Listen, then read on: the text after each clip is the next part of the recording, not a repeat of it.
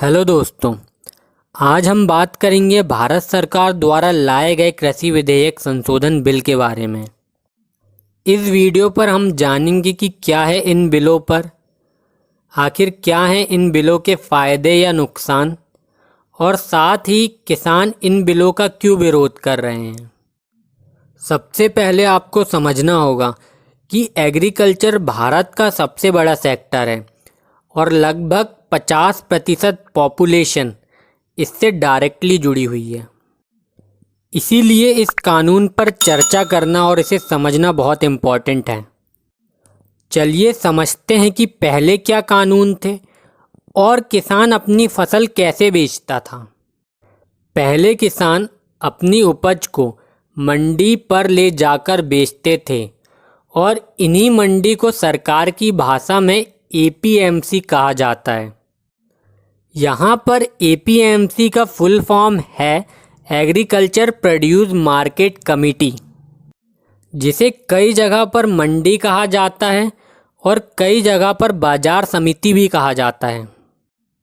Agriculture produce market committee का गठन 1963 में हुआ था और इसे गठन करने के पीछे कारण था कि किसान पहले अपनी उपज को जमींदारों या साहूकारों को बेचते थे, जिससे उनका घाटा होता था। इसी कारण से सरकार ने किसानों के हित को देखते हुए मंडी व्यवस्था लागू की, जिसे राज्य सरकार द्वारा नियंत्रण रखा जाता है।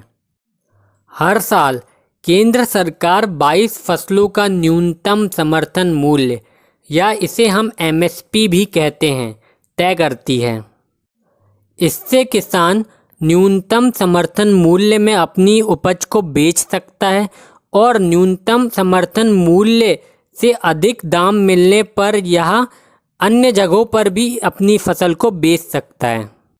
चलिए अब चर्चा करते हैं कि भारत सरकार ने कृषि के लिए कौन से 3 विधेयक लाए हैं और इन विधेयकों में क्या है।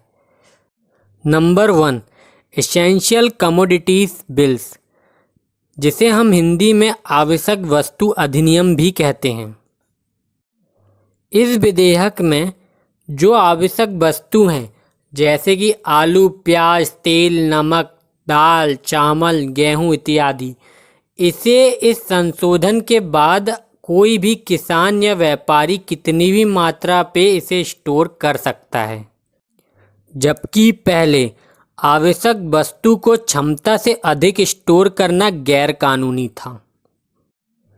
यह गैर कानूनी इसलिए था क्योंकि अगर कोई व्यापारी किसी वस्तु को क्षमता से अधिक स्टोर करता है तो उस वस्तु की कीमत मार्केट पर बढ़ जाती है।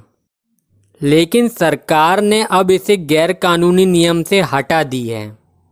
ऐसा सरकार ने इसीलिए किया ताकि किसान अपना माल स्टोर कर सकें और सही दाम मिलने पर इसे बेच सकें।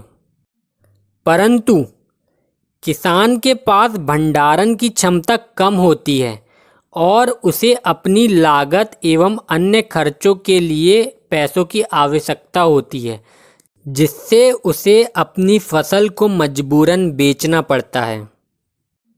परंतु बड़े बड़े व्यापारी के पास भंडारण क्षमता बहुत अधिक होती है और वह इन फसलों को अधिक मात्रा में स्टोर करके रख सकते हैं, जिससे काला बाजारी होने की संभावना बहुत अधिक बढ़ जाती है। आप 2 समय पर भंडारण नहीं कर सकते हैं, युद्ध के समय और आपदा के समय। अब आप हमको कमेंट करके बताइए कि यह बिल किसान के हित पर है या व्यापारियों के हित पर है। Number 2, farming agreement on price assurance and farm service bill.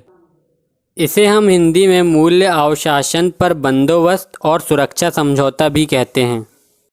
हम इसे सरल भाषा में कॉन्ट्रैक्ट फार्मिंग भी कह सकते हैं।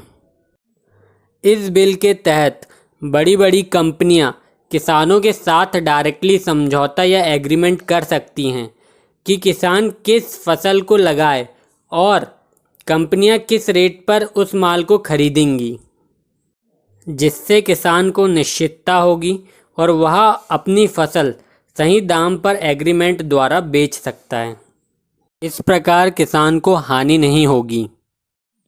Number 3, farmer produce trade and commerce bill.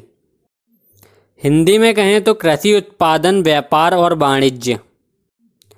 इस बिल पर यह बताया गया है कि किसान अब अपनी उपज जहां चाहे वहां बेच सकते हैं, लेकिन यह तो किसान पहले भी करते थे।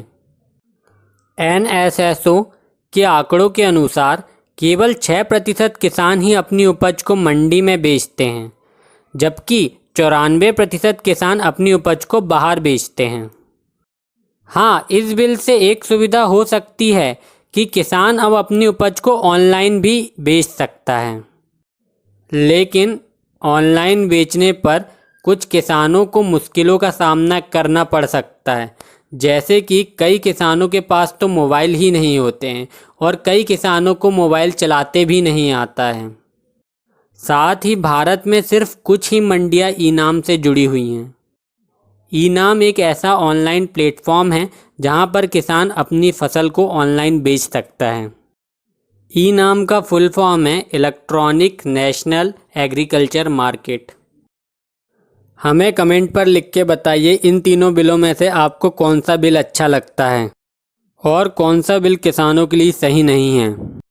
हम ऐसे ही इन्फॉर्मेटिव वीडियो आपके लिए लाते रहते हैं। अगर आपको यह वीडियो पसंद आया तो इसे लाइक कर दीजिए, शेयर कर दीजिए और चैनल को सब्सक्राइब कर दीजिए।